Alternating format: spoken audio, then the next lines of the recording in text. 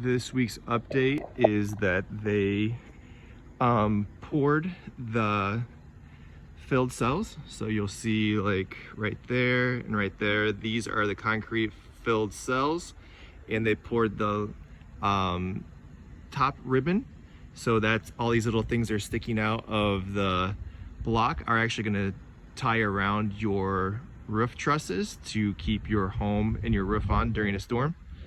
Doesn't look like there's much to change, but the big thing is that you're through another major part of inspections, which is getting those filled cells. You can see all the way down that they are all done. Looks like they cleaned up all the chipped concrete, and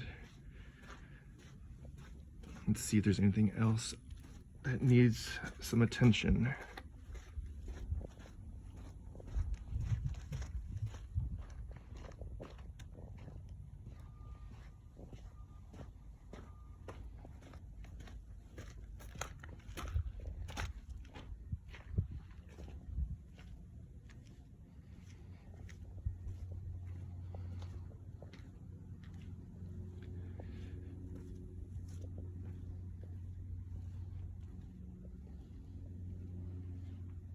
Everything looks nice and clean.